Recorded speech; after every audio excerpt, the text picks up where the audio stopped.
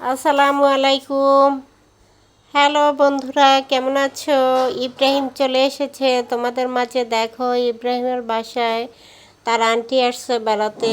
আন্টিরা এই জন্য তাদের সাথে খুব দুষ্টামি করতেছে, হাসি খুশি করতেছে, নাচে গান গায়, কত কিছু করে, দুষ্টামি করে দুইজনে।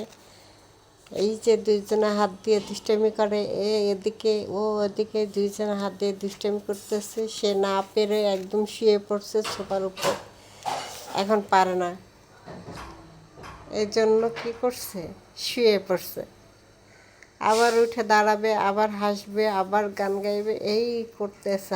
নাচতে নাচতে ক্লান্ত হয়ে গেছে, এখন শুয়ে পড়েছে ইব্রাহিম সোফার উপরে।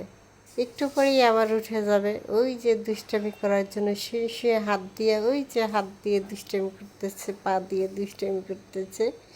এখন উঠে যাবে। আন্টিরে বলছে ধরতে, ধরো ধরো ধরো, হাত ধরো।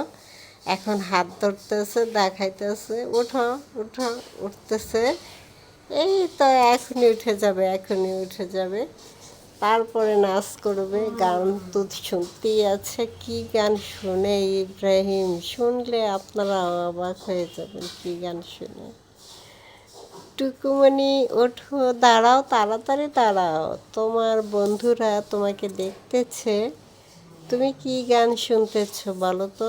সাকিব খান, বুবলি, তাদের গান শুনে।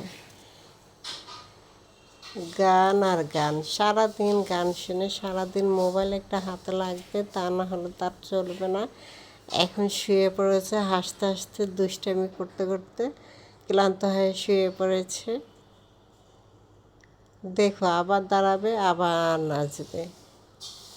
গান তো তার চলতেই আছে। নিচে বসে পড়ে, এই যে দাঁড়িয়ে গেছে, এই যে নাচা শুরু করে দিছে। কি গান শুনে আর নাচে বন্ধুরা, দেখো না। প্রতিবন্ধী ইব্রাহিম কত গান গাইতে পারে, নাচতে পারে, দুষ্টামি করতে পারে। এই যে দুষ্টামি করতেছে, তার আন্টির সাথে হাতাহাতি করতেছে, আবার নাচতেওছে। ওই যে বুবলি, সাকিব খানের গান শুনে নাচে, আবার কতক্ষণ দুষ্টামি করে, আবার মনোযোগ সহকারে গান শুনে। এই যে কে পোড়া বাঁশি বাজাইলো, সেই গান শুনে নাচে দাঁড়িয়ে দাঁড়িয়ে। ছোট্ট বন্ধুরা,